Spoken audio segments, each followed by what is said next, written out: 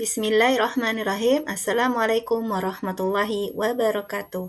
Selamat datang di channel Herini.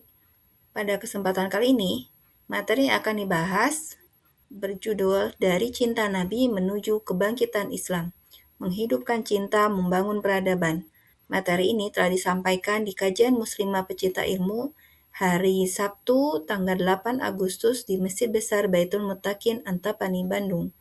Disampaikan oleh Ustazah Hasya Salsabila.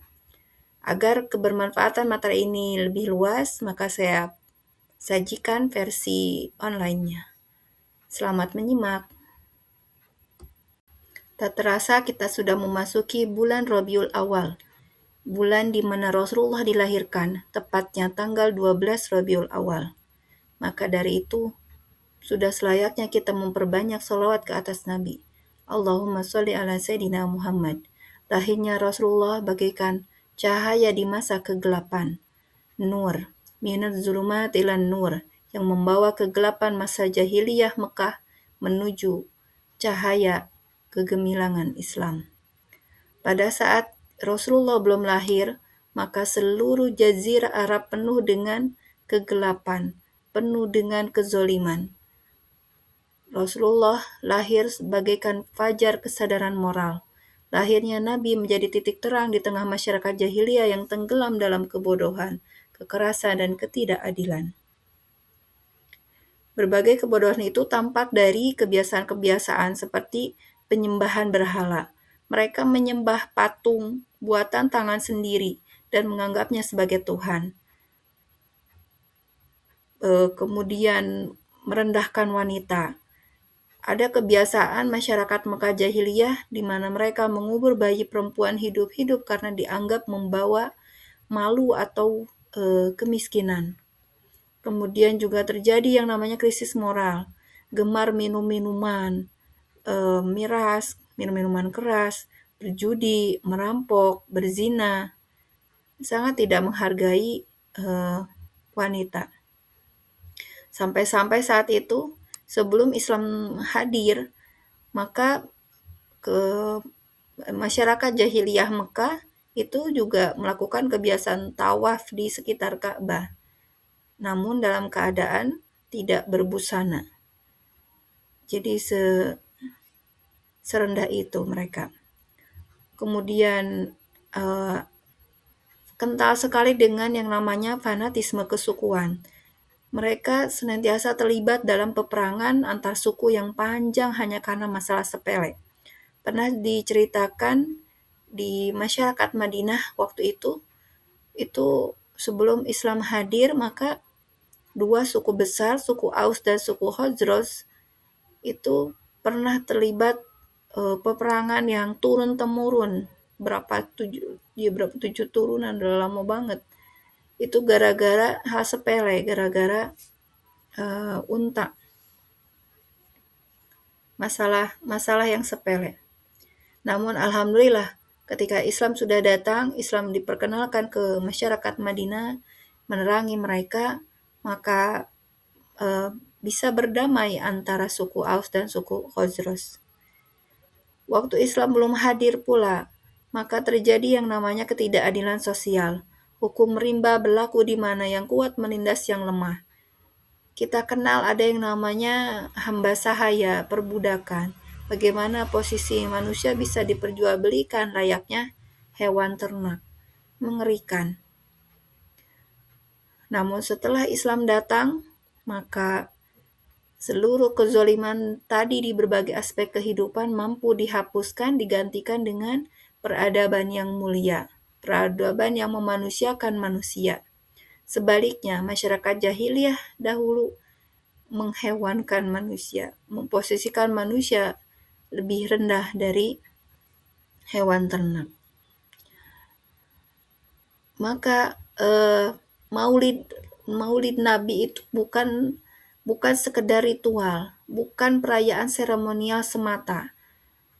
Jangan sampai kita merayakan tahun demi tahun memperingati Maulid Nabi, namun hilang dari makna hakiki. Maulid Nabi, ia adalah energi spiritual untuk menjawab tantangan zaman dengan nilai-nilai kenabian yang abadi. bagaimana Rasulullah berpesan kepada kita semua untuk tidak meninggalkan Al-Quran dan sunnah Rasulullah sebagai bekal untuk menaklukkan peradaban. Maka itulah yang harus kita tegakkan dan harus kita lanjutkan perjuangannya, agar Islam kembali menjadi cahaya dalam kehidupan. Kita menyaksikan hari ini bagaimana umat Islam sedang berada di titik terendah peradaban. Bagaimana umat Islam telah menjadi umat yang diperlakukan semena-mena oleh orang-orang kafir penjajah.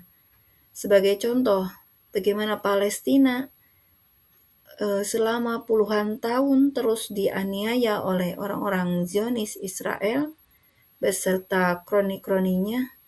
Namun umat Islam yang jumlahnya miliaran tidak bisa berbuat banyak, tidak bisa menghentikan penjajahan tersebut, kezaliman tersebut. Pun dengan kita umat Islam di Indonesia, hari ini kita memiliki sumber daya alam yang melimpah namun tidak sejahtera. Tersebab seluruh sumber daya alamnya telah berada di bawah cengkeraman penjajahan asing dan asing. Maka tentu saja kita merindukan sebuah cahaya perubahan. Kita ingin membangun peradaban yang lebih baik untuk masa depan keturunan kita ke depannya. Kita ingin peradaban yang hari ini peradaban penuh kezaliman berubah menjadi peradaban yang mulia penuh cahaya. Maka sudah seharusnya kita menengok sejarah kegemilangan Islam, bagaimana Rasulullah dan para sahabat menjadi teladan membangun peradaban mulia. Langkah awal yang dilakukan oleh Rasulullah dan para sahabat adalah hijrah ke Madinah. Mengapa harus ke Madinah? Maka ini bukan sekedar pilihan Rasulullah, namun adalah perintah Allah.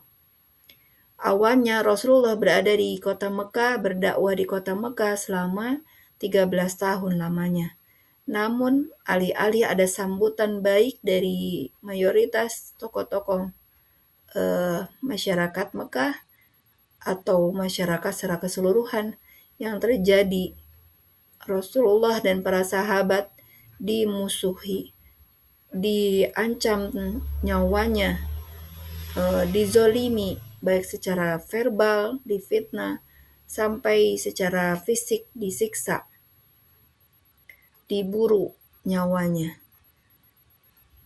Kita kenal bagaimana kondisi Rasul dan para sahabat ketika menyampaikan dakwah kepada para pembesar Quraisy. Yang terjadi adalah penolakan yang luar biasa, sampai yang kita kenal adalah Abu Bakar,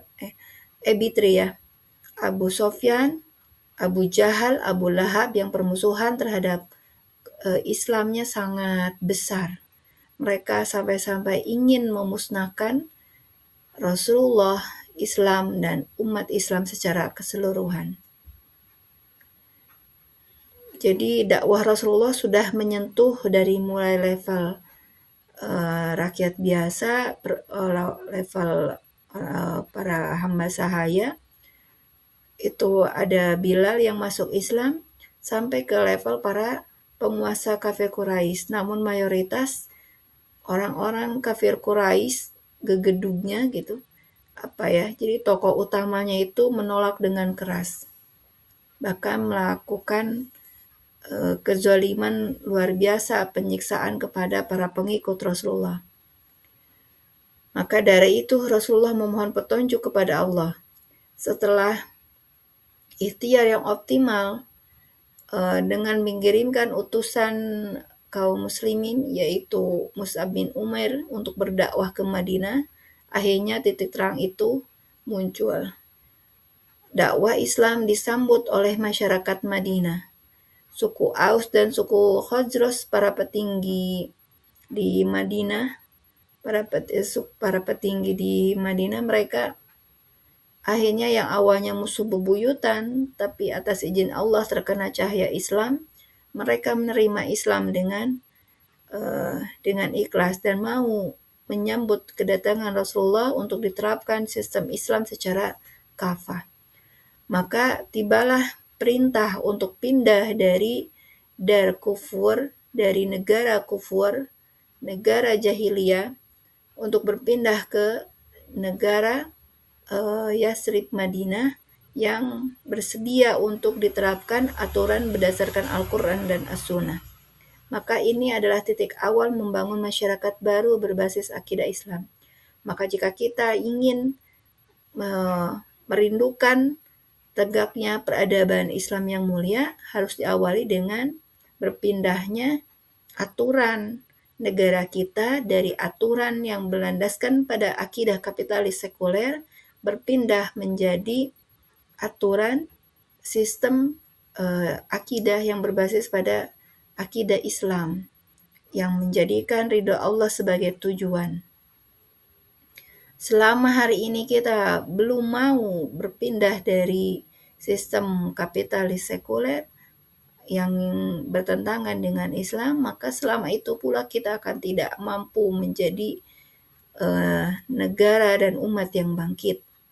Langkah kedua yang harus dilakukan, Rasulullah ketika sudah mendirikan daulah Islam, maka segera melakukan piagam Madinah, menulis konstitusi pertama, mengikat perjanjian antara kaum-kaum yang berada di Madinah dengan yang di luar Madinah untuk hidup berdampingan secara adil, bersatu untuk menjaga Madinah dalam keadaan damai. Pada saat itu perjanjiannya dari mulai ada suku Nasrani, Yahudi, kemudian yang para orang-orang musyrik, kaum kafir Mekah.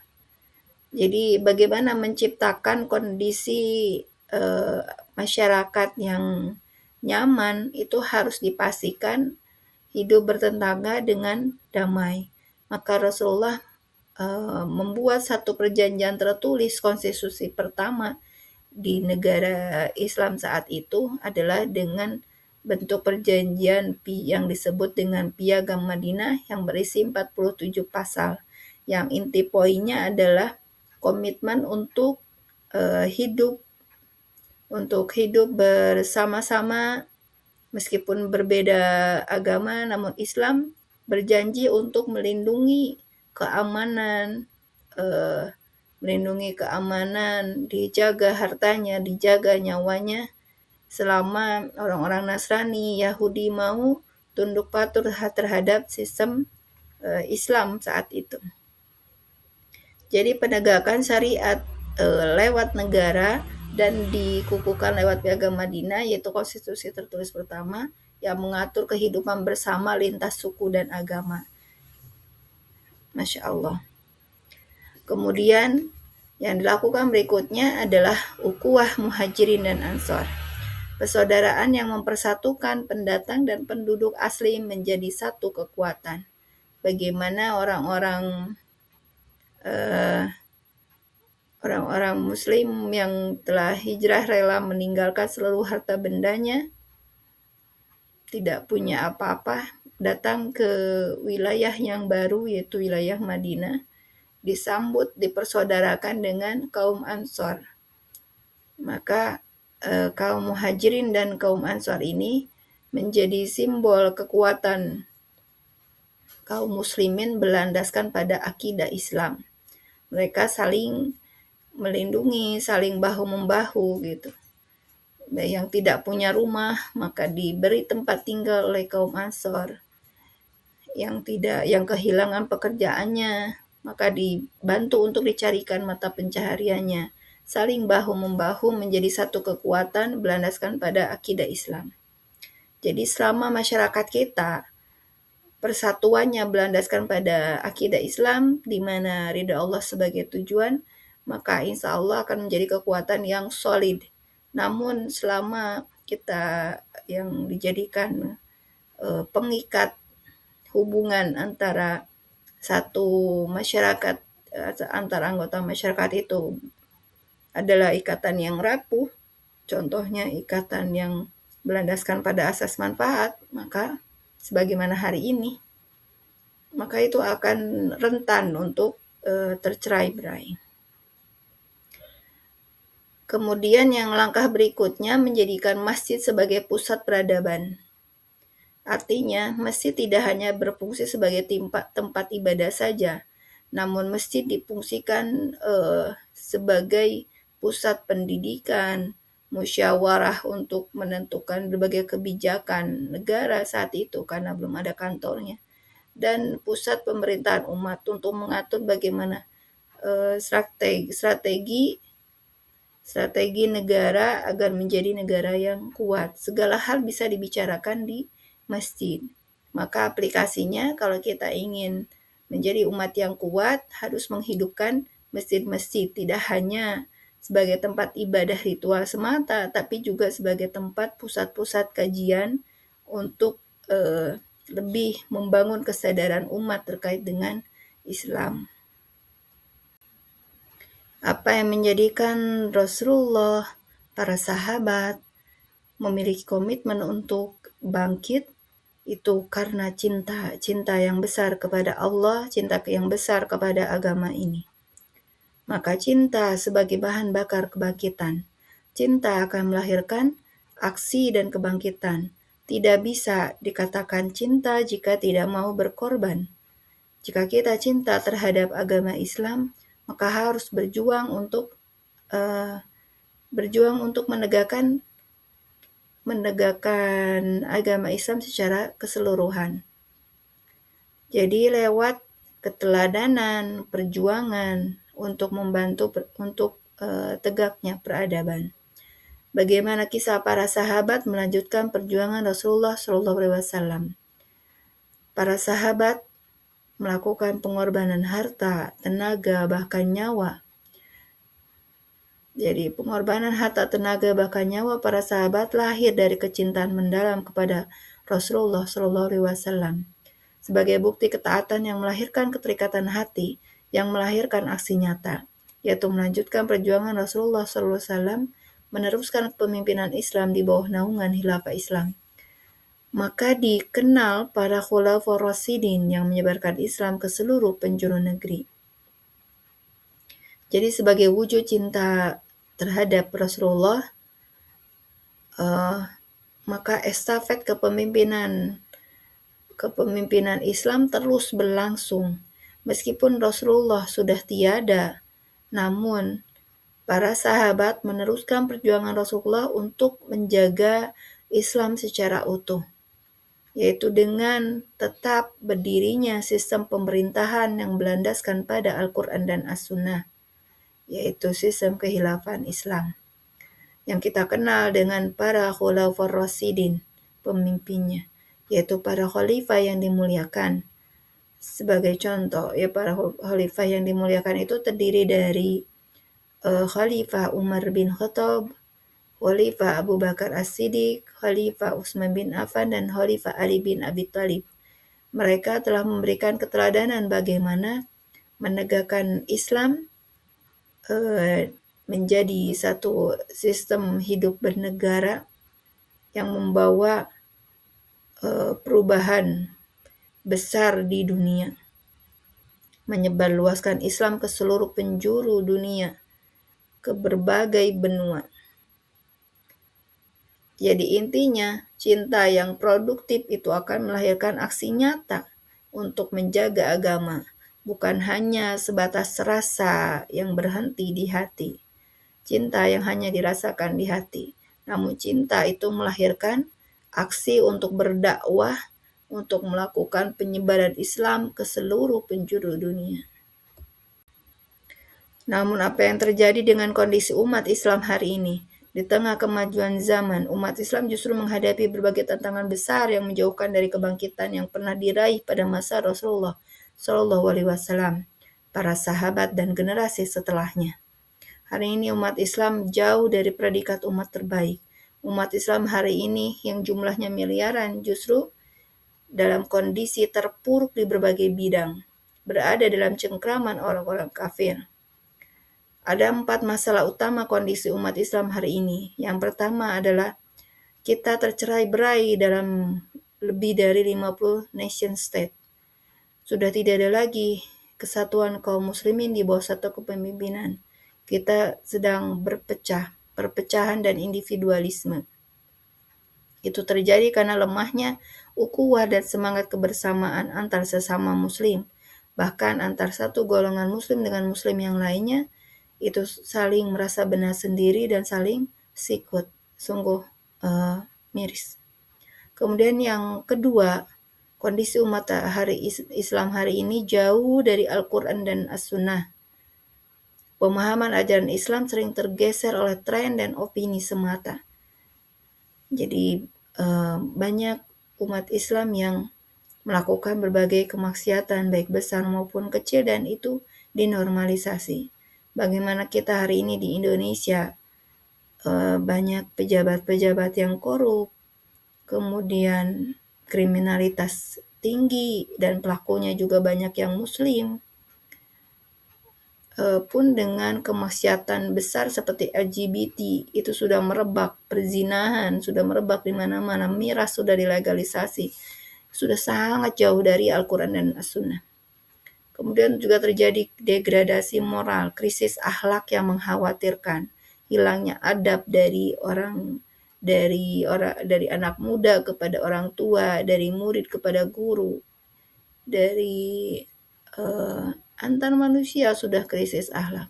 Kejujuran, amanah, dan kasih sayang mulai luntur dalam kehidupan sosial.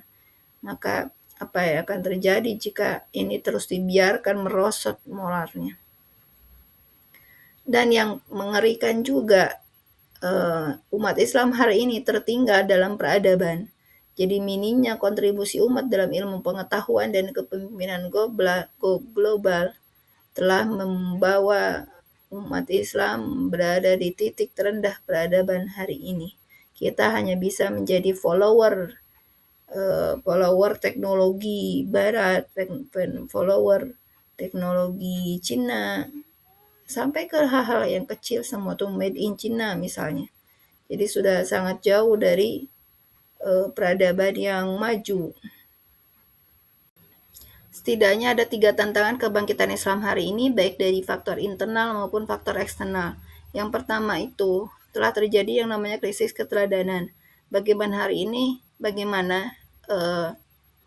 kita bisa saksikan para orang tua yang kurang juga bisa memberikan teladan yang baik, teladan mulia terhadap anak-anak mereka. Ataupun pejabat, bagaimana sudah luntur keteladanannya menjadi sosok yang mampu dihormati oleh rakyatnya. Yang terjadi justru menjadi pelanggar pertama konstitusi, misalnya dengan lahirnya banyak pejabat yang korup gitu, yaitu jelas bertentangan dengan apa yang dicontohkan oleh Rasulullah dalam memimpin. Krisis kepemimpinan, krisis kepercayaan, krisis keteladanan, jauh dari nilai-nilai Islam. Yang kedua, permasalahan internal dan perpecahan internal. Bagaimana hari ini seorang muslim sudah kehilangan krisis identitas sebagai muslimnya. Sudah tidak lagi memandang halal haram dalam bermuamalah. Kriminalitas tinggi yang ada dalam pikiran kebanyakan orang hari ini, meskipun dia muslim, itu adalah materi, kelimpahan materi. Sehingga kalau cuan number one yang ada di kepalanya, maka itu tidak heran banyaknya terjadi korupsi yang merajalela. Kemudian tertinggal secara ilmu dan teknologi, kemiskinan di mana-mana karena karena oligarki menjadi para penguasa di semua negeri-negeri yang kaya raya, termasuk Indonesia. Ketika terjadi perbedaan pandangan yang melemahkan kekuatan kolektif umat dalam menghadapi tantangan zaman. Jadi yang terjadi justru saling merasa benar sendiri antar kelompok Islam misalnya. Maka perbedaan pandangan tidak dicari titik tengahnya, tapi menjadi saling menyalahkan. Padahal ada ranah-ranah yang boleh berbeda dalam perkara cabang, pun ada perkara yang pokok, yaitu keimanan yang harus sama. Namun hari ini justru sebaliknya. Perbedaan dalam tata cara beribadah antara pakai kunut atau tidak itu bisa menimbulkan perpecahan. Yang ketiga, yang menjadi tantangan itu adalah serangan musuh-musuh Islam dari faktor eksternal. Dan apalagi hari ini, serangan yang dilakukan oleh orang-orang kafir terhadap kaum muslimin tidak hanya berupa serangan fisik secara militer, namun juga non-fisik secara masif dan terstruktur. Serangan secara non-fisik adalah Ghazul Fikr, perang pemikiran, perang Sakofah, bagaimana mereka dengan biaya yang sangat besar contohnya berusaha untuk memasukkan ide-ide yang bertentangan dengan Islam ke tubuh kaum muslimin. Contohnya pemahaman untuk menormalisasikan LGBT yang jelas itu termasuk dosa besar dalam Islam. Namun hari ini generasi-generasi Islam mulai terpapar bahkan menjadi pelaku LGBT. Itu mengerikan. Dan itu kenapa susah diberantas ya, faktor lainnya adalah karena bentuk dari propaganda orang-orang kafir untuk menjauhkan generasi Islam dari fitrah yang lurus. Maka sesungguhnya kunci kebangkitan umat Islam adalah dengan membebaskan manusia dari penghambaan terhadap makhluk, menjadi kepada penghambaan hanya kepada Allah saja. Ketika umat manusia hanya takut kepada Allah, maka saat itulah manusia tadi merdeka. Namun ketika manusia masih menganggap kekuatan manusia lainnya lebih harus ditakuti, maka saat itulah dia masih dalam kondisi terjajah. Seperti hari ini, 81 tahun Indonesia merdeka, namun baru merdeka secara seremonial. Yang terjadi, kita masih berada dalam kondisi penjajahan secara pemikiran maupun penjajahan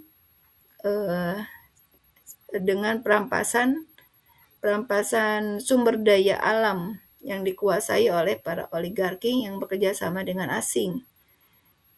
Jadi kita masih dalam kondisi terjajah, belum merdeka seutuhnya. Jadi tolak ukur kebangkitan sejati adalah kemerdekaan untuk menjalankan syariat Allah secara totalitas. Kalau hari ini kita banyak sekali aturan-aturan syariat yang tidak bisa ditegakkan, contohnya keharaman judi justru merajalela dengan judi online. Kemudian keharaman riba, justru riba dijadikan tonggak utama perekonomian negara kita. Artinya kan sangat pelanggaran berat dalam Islam. Kita belum merdeka untuk menjalankan seluruh syariat Allah karena bertentangan dengan sistem kapitalis sekuler hari ini.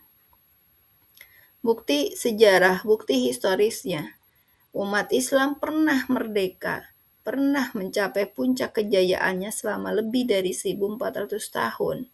Dari Madinah sebagai ibu kotanya hingga kepemimpinan terakhir 1924 di Turki. Ketika berpegang teguh pada wahyu Allah. Jadi kejayaan umat Islam itu bukan mitos, melainkan fakta sejarah yang bisa diulang. Artinya, umat Islam pernah menjadi umat terbaik, menjadi mercusuar peradaban pada saat aturan Allah saja yang ditegakkan, bukan aturan manusia seperti hari ini. Sebaliknya, ketika kita mencapakan aturan Allah dan mendirikan negara yang berlandaskan bukan pada akidah Islam, namun pada akidah kapitalis sekuler, maka yang terjadi hari ini kita justru berada dalam cengkraman gurita penjajahan. Maka kunci dari kemerdekaan adalah dengan menegakkan, dengan kembali pada syariat Allah secara total.